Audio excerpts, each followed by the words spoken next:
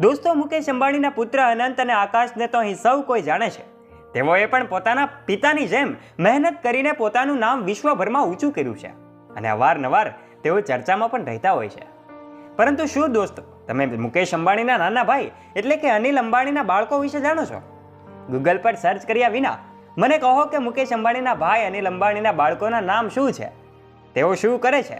જે તમને ખબર હોય તો નીચે કોમેન્ટ બોક્સમાં કોમેન્ટ કરીને જરૂરથી જણાવજો. શું તમે અનિલ અંબાણીના બાળકો વિશે જાણો છો? નહીં ને? તો ધ્યાનથી આ વિડીયોને અંત સુધી જરૂરથી નિહાળજો.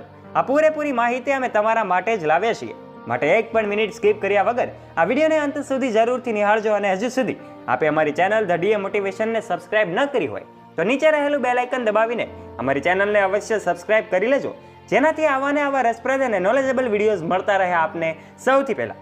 ચાલો વધારે સમયનો વ્યય ન કરતા શરૂઆત કરીએ આજનો આ રસપ્રદ વિડીયો. મિત્રો, તમને જણાવી દઈએ કે અનિલ અને ટીનાને બે પુત્રો છે, જય અનિલ અંબાણી અને અનમોલ અનિલ અંબાણી. અનિલ અને ટીના અંબાણીએ પોતાના અંગત જીવનને મોટા ભાગે મીડિયાથી દૂર રાખવાનો પ્રયત્ન કર્યો છે અને આ પ્રયત્નમાં તેઓ સફળ રહ્યા છે. તેના બંને પુત્રો ભાગ્યે જ જોવા મળે છે અને જ્યારે પણ તેઓને જોવામાં આવે છે ત્યારે તેઓ લગભગ હંમેશા એમના માતા પિતા સાથે જ હોય છે. દોસ્તો, અનમોલ અંબાણી અનિલના સૌથી મોટા પુત્ર છે. અનમોલનો જન્મ 12 ડિસેમ્બર 1991ના રોજ મુંબઈમાં થયો હોવાનું મનાય છે. એમણે પોતાનું પ્રાથમિક શિક્ષણ મુંબઈની પ્રખ્યાત સ્કૂલમાંથી પૂર્ણ કર્યું હતું. આ પછી તેઓ અભ્યાસ માટે યુકે ગયા હતા. અનમોલે અભ્યાસ દરમિયાન 18 વર્ષની ઉંમરે રિલાયન્સ મ્યુચ્યુઅલ ફંડમાં ઇન્ટર્નશિપ શરૂ કરી હતી. અભ્યાસ પૂરો કર્યા બાદ તેણે રિલાયન્સ મ્યુચ્યુઅલ ફંડમાં કામ કરવાનું શરૂ કર્યું હતું. જો વર્ષ 2017ની વાત કરું તો એમણે રિલાયન્સ કેપિટલના એક્ઝિક્યુટિવ ડિરેક્ટર તરીકે એમની નિમણૂક કરવામાં આવે છે. બરાબર 1 વર્ષ પછી અનમોલ પણ આ રિલાયન્સના બોર્ડમાં જોડાયો. એના રિલાયન્સમાં જોડાવાના સમાચાર એ રોકાણકારો માટે એટલા રોચક માનવામાં આવે છે કે કંપનીના શેરમાં ભાવમાં 40% વધારો થયો હતો. મીડિયા રિપોર્ટ અનુસાર અનમોલની અંદાજિત સંપત્તિ 20,000 કરોડથી પણ વધારે રહી છે. અનમોલને મોંઘી વસ્તુઓનો શોખ છે. તેની પાસે લેમ્બોર્ગિની, રોલ્સ રોયલ જેવી કારો પણ છે, જેની કિંમત લગભગ 5 કરોડ રૂપિયા છે.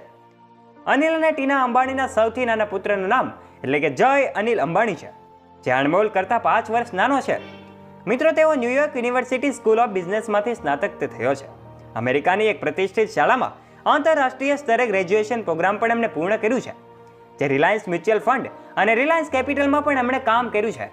તેઓ ઓક્ટોબર 2019માં તેના ભાઈ અનમોલ અંબાણી સાથે રિલાયન્સ ઇન્ટ્રા બોર્ડ ઓફ ડિરેક્ટરમાં સામેલ થયા હતા.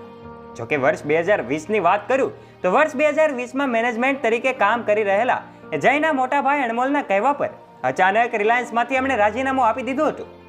મિત્રો, તમને જણાવી દઈએ કે જય અંબાણી લક્ઝરિયસ કારના પણ કલેક્શનના શોખીન રહ્યા છે.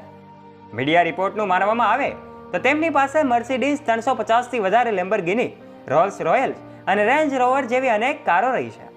પ્લેન કલેક્શનનો પણ ભારે શોખ રહેલો છે. સાઉથ ચાઇના મોર્નિંગ પોસ્ટના અનુસાર એક અહેવાલ અનુસાર જય અંબાણી પાસે બોમ્બાર્ડિયા અને ગ્લોબલ એક્સપ્રેસ 412 હેલિકોપ્ટર છે. અને મુકેશ અંબાણીના બંને પુત્રો આકાશ અને અનંત અંબાણીની વાત તો તમે જાણો જ છો.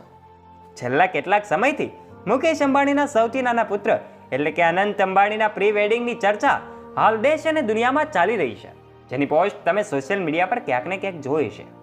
અને આ પ્રી વેડિંગ કાર્યક્રમ 1 થી 3 માર્ચના રોજ ગુજરાતના જામનગર ખાતે ખૂબ મજાનો રહ્યો હતો, જેમાં દેશ વિદેશથી અનેક સેલિબ્રિટીઓ, અનેક મોટા ઉદ્યોગપતિઓ સાથે એમણે આ કાર્યક્રમને વિશેષ બનાવ્યો હતો. ત્યારે હવે નિહાળીએ આ પ્રી વેડિંગ કાર્યક્રમની કેટલીક ખાસ તસવીરો. એવી અનેક દેશ વિદેશથી અનેક હસ્તીઓ ઉપસ્થિત રહ્યા હતા. એમાં સચિનથી માંડીને ધોની, શાહરૂખ ખાનથી માંડીને કરીના કપૂર, સલમાન ખાન સહિતના બોલિવૂડ સેલિબ્રિટીઓની પણ હાજરી જોવા મળી હતી. જુદા જુદા ફૂલોથી તૈયાર કરવામાં આવેલી આ સજાવટ ઉડીને આંખે વળગે એવી હતી. આ ફંક્શન ખૂબ મજાનું રહ્યું હતું.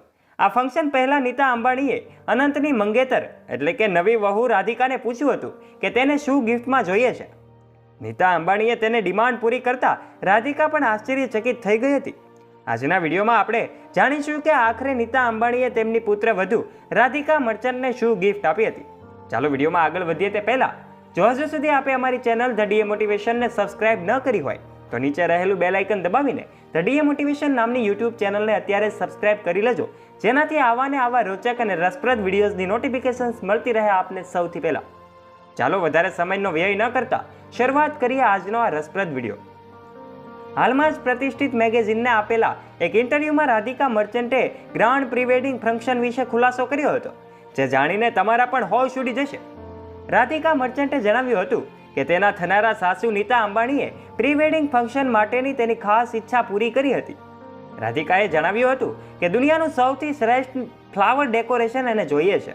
રાધિકાની પસંદને ધ્યાનમાં રાખીને નીતા અંબાણીએ મનીષ મલ્હોત્રાને સાથે રાખીને આ તૈયારી શરૂ કરી દીધી હતી. ફાર્મ હાઉસ જેવો જ એક પેલેસ જામનગરમાં ઊભો કરવામાં આવ્યો હતો, જેમાં ચેપ લિથિયમ દ્વારા ફ્લાવર ડેકોરેશન કરવામાં આવ્યું હતું. નીતા અંબાણી અને ડિઝાઇનર મનીષ મલ્હોત્રાએ સાથે મળીને રાધિકા માટે આ સરપ્રાઇઝ તૈયાર કરી હતી. રાધિકા મર્ચન્ટ ન્યૂયોર્કમાં અભ્યાસ કરતી હતી ત્યારે બ્રોકલિન બોટની એક ગાર્ડનનું ફાર્મ હાઉસ એની મનપસંદ જગ્યા હતી.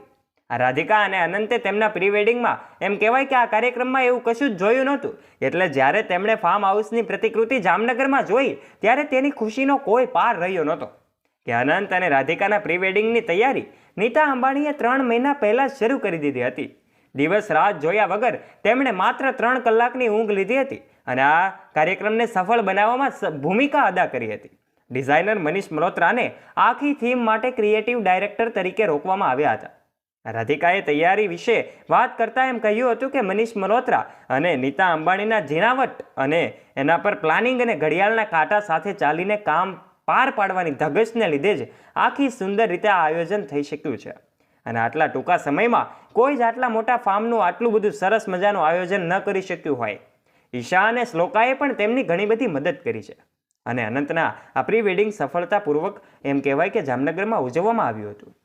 દેશ વિદેશના આમંત્રિત મહેમાનો સાથે 3 દિવસનો આ કાર્યક્રમ પૂરો કર્યા પછી રિલાયન્સના કર્મચારીઓ માટે પણ અંબાણી પરિવારે 2 દિવસનો જલસો રાખ્યો હતો, જેમાં શાહરૂખ ખાન, અરિજીત સિંહ, સલમાન ખાન, જાહ્નવી કપૂર જેવા સ્ટાર્સે હાજરી આપી હતી. દોસ્તો, આખરે અંબાણી પરિવારે શા માટે બધા સેલિબ્રિટીઓને ફરીથી જામનગર બોલાવ્યા? શું તમને ખબર છે?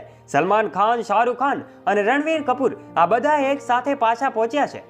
ત્યારે જામનગરમાં મિત્રો, જો તમને એવું લાગે કે હવે જામનગરમાં અનંત અને રાધિકાના લગ્ન પહેલાના ફંક્શન હવે પૂરા થઈ ગયા છે, તો તમે બિલકુલ ગલત છો. કારણ કે જામનગરમાં ફરી એકવાર બોલિવૂડ સ્ટાર એકઠા થયા છે.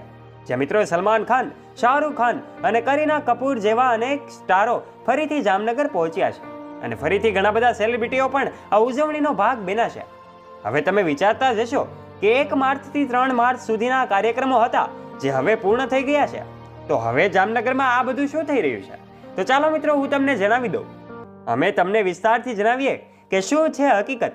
અહીં શા માટે ફરીથી સેલિબ્રિટીઓને ભેગા કરવામાં આવી રહ્યા છે. મિત્રો, વિડીયોની શરૂઆત કરીએ તે પહેલા એક લાઈક જરૂર કરજો. મિત્રો, આ અનંત અને રાધિકાના પ્રી વેડિંગનું વિસ્તૃત કાર્ય છે, જેમાં ફંક્શનને સંપૂર્ણ રીતે આયોજિત કરનારા અનેક લોકોના પરિવારને તેમને બોલાવવામાં આવી રહ્યા છે. આમાં રિલાયન્સના ઘણા બધા મોટા વિભાગોના લોકોને આમંત્રિત કરવામાં આવી રહ્યા છે, જેમણે આ ઇવેન્ટના બેક એન્ડ પર કામ કર્યું છે. એક પડદા પાછળ રહીને જેઓએ આ ઇવેન્ટને સફળ બનાવવામાં એમની ભૂમિકા અર્પણ કરી છે. આ ઉપરાંત રિલાયન્સ સાથે સંકળાયેલા એમના કેટલાક કર્મચારીઓને પણ જામનગર બોલાવવામાં આવ્યા છે. મિત્રો, કોઈએ કાર ગિફ્ટ કરી, તો કોઈએ દુબઈમાં એપાર્ટમેન્ટ ગિફ્ટ કર્યું, તો જામનગર વાસીઓએ ખોબલે ખોબલે દુઆઓ પણ ગિફ્ટ કરી હતી.